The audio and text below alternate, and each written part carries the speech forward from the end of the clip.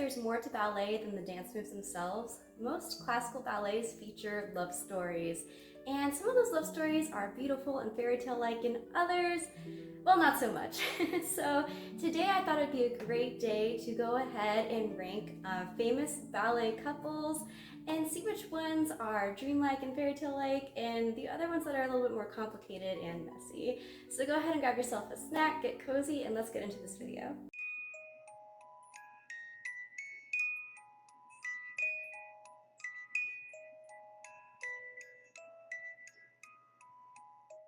Hello everyone and welcome to Swan Lake Lifestyle. My name is Olivia and I'm a lifelong ballerina and classical musician.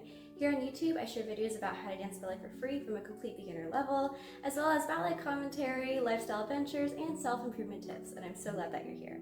So without further ado, let's go ahead and get into our list. So today we're going to start off at the more problematic couples and then work our way up to the fairy tale dream versions. So first off we have the ballet Paquita. So Paquita I feel like is one of those ballets that not many people know about. It's a really interesting story. It's basically about an orphaned girl and she ends up falling in love with a French officer named Lucien, and the orphan girl, her name is Paquita. And long story short, they end up getting married, and Paquita's able to work her way out from being an orphan in poverty, and she ends up finding true love. But something that's pretty problematic and really didn't age well is the fact that in a lot of iterations of this ballet is that Paquita and Lucien turn out to be cousins at the end. So that's definitely a no for me, and that's why this pairing ends up in E tier. So what might be surprising, or maybe not so surprising to you, is the next one on our list, which is Sleeping Beauty. So the ballet Sleeping Beauty was actually Tchaikovsky's favorite musical composition that he made. He absolutely loved all the different pieces that he created for this ballet, and rightfully so. They're very beautiful and iconic pieces within this ballet. And unfortunately, the sad part that isn't quite iconic is how this ballet has aged. You know, the overall story goes that Sleeping Beauty and her whole kingdom are cursed to sleep for 100 years, and then a handsome prince comes and kisses her and wakes her up, and then they get married, and there's a whole bunch of fun characters who come and celebrate the wedding with them. But again, like I said, this didn't age well because, of course, you know, nowadays we are very big on consent, and the prince didn't necessarily ask to kiss her. So that's definitely why this ballet ends up in E tier as far as couples go for ballet couples. Now, it would be an S tier for music for sure. And next up we have Giselle and Albert from the very haunting and gorgeous ballet Giselle.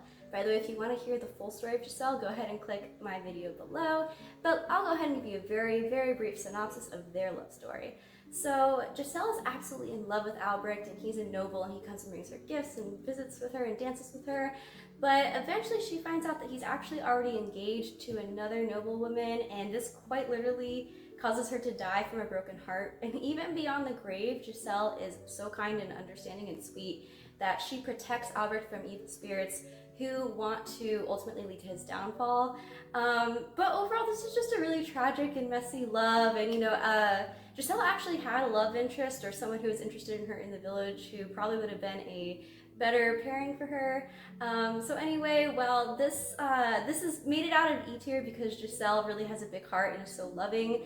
But definitely Albert takes the score for this ballet couple, so they're gonna have to go in D tier. Next up, we have Odette and Siegfried from the very popular ballet Swan Lake. So I absolutely love Swan Lake, if you can't tell by the channel name, but unfortunately there are some issues with the romance side of this whole story. Again, Odette is a very sweet girl. She is absolutely head over heels in love with Prince Siegfried. However, there is a part in the ballet where Siegfried is tricked into basically confessing his undying love for someone else who's like almost like an enchanted evil twin of Odette. So that ultimately causes the curse to just totally doom their love, and they both die because of it. Now, I will say that there are some iterations of this ballet where they end up living happily ever after, but more often than not, they don't get such a great ending. So even though Odette really loves Siegfried and he wants to love her, unfortunately he gets tricked and professes his love to someone completely different, and that's definitely a no for me. So that's why this couple, even though they're very cute, because of their unfortunate curse and all the unfortunate things that happen to them, they're gonna have to go into C tier. And now we have Romeo and Juliet from, of course, Romeo and Juliet. So, of course, these star-crossed lovers are absolutely iconic, and many people are familiar with this story from the play by William Shakespeare and not just the ballet. But if you've ever had the chance to see the ballet, it's absolutely gorgeous, and I think one of my favorite parts is the Prokofiev of the Dance of the Nights. I think it's such a fun piece of music. You should definitely check it out. But ballet nerd aside, the actual story and the love between Romeo and Juliet happens like super fast. And their families are feuding, and they have some really poor miscommunication between the two of them. And ultimately, this miscommunication and the feuding of their families leads to both of them dying a very early death. So while these two clearly seriously love each other, they definitely need to work on communication, so that's why they're going to go into C tier. So finally, we're getting to some more sweet and whimsical romances, which brings us perfectly to Kitri and Basilio from the ballet Don Quixote. So this pair is really fun and flirty, and I just really love them together. Basilio has such great energy, he's a musician, and Kitri, she's just so fun and vivacious. Now their whole situation that they have to kind of get through is that Kitri's father wants her to marry a nobleman, and Basilio is not a nobleman. So essentially they try to scheme their way so that they can be together. So long story short, Basilio ends up faking his own death so that in his last dying moments, he can request Kitri's father to give them the blessing to marry. But then right after that happens, he gets up, he's totally fine, and they basically trick her father into allowing the marriage to happen, and he ends up still allowing it to go through because he gave them their word. So the trickery isn't quite, I guess, the best thing, but I guess that's what they had to do at the time. But yeah, you can tell that this couple really loves each other. They're so fun, they're crazy about each other, and that's why they're going to end up in B tier. Next up, we have Swanilda and Franz from Coppelia. So Coppelia is a really fun and whimsical ballet. It involves this craftsman who has this interesting workshop with these dolls that come to life, or perhaps they're enchanted, or however you want to interpret it. But long story short, there's this beautiful doll called Coppelia that Franz ends up seeing from afar and falling in love with.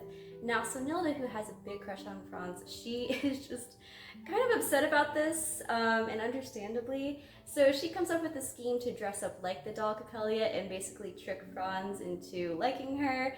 And long story short, it ends up working out and they end up together. And this, again, kind of gives a little bit of a Kitri Basilio vibe, but just a different spin on it, I'd say. So again, this couple is fun.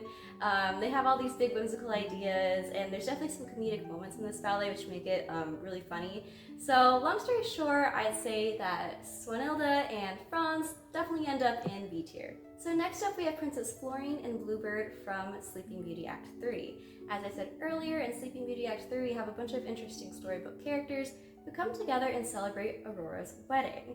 So Princess Florine and Bluebird, again, they're very interesting because they come from a very old and classic story, and the story basically goes that there is a princess named Princess Florine, and her lover ends up getting turned into a bluebird, unfortunately. Princess Florine gets locked away in a tower, almost like Rapunzel, and even though her lover is now a bluebird, he still really cares about her, and he helps guide her through many challenges so that she can go ahead and become free and live her life. Now these two would certainly be an S tier for me, except for the one really hard fact is that the bluebird, traditionally in the story and in Sleeping Beauty, is never turned back into a human. So that's really tragic, but it kind of reminds me of that meme where it's like, would you love me if I was a worm? Except in this case, I guess it's, would you love me if I was a bluebird?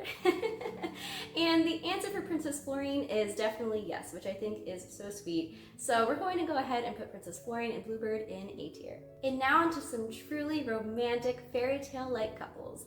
Next up, we have the Sugar Plum Fairy and her Cavalier.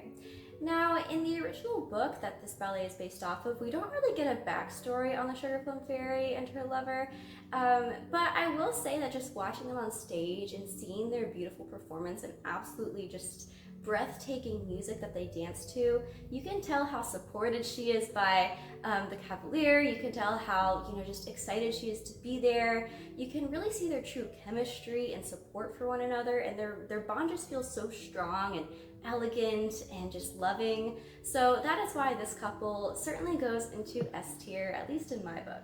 And last, but certainly not least, we have Claire's parents from the Nutcracker. Now, you might not have been expecting this pairing, but I'll go ahead and explain why I chose them.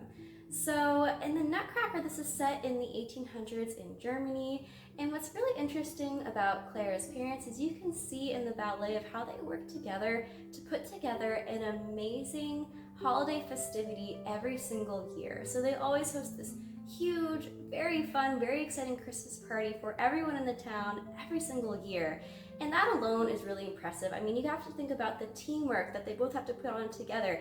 You see, typically in the ballet, Clara's mom helping around the house and getting things ready, and then also the dad helping out as well. And that just really shows great teamwork and being able to manage big projects together. Now, also something noteworthy is that this ballet takes place in the 1800s in Germany and was definitely during a time period where children were seen and not heard.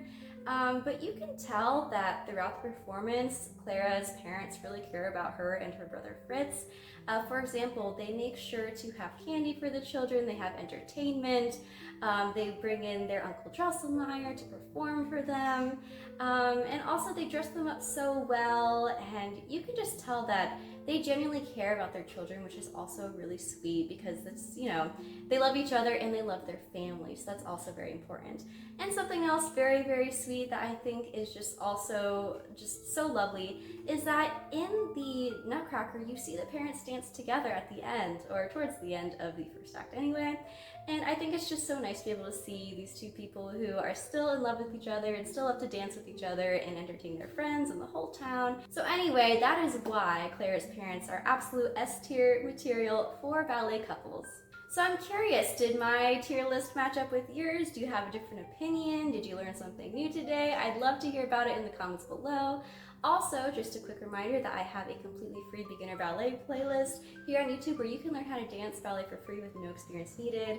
And all the lessons go in sequential order so that you can learn from the basics to more advanced topics. Thank you all so much for joining me today. I hope you had so much fun. If you enjoyed this video, please like, comment, share, subscribe, all those good things.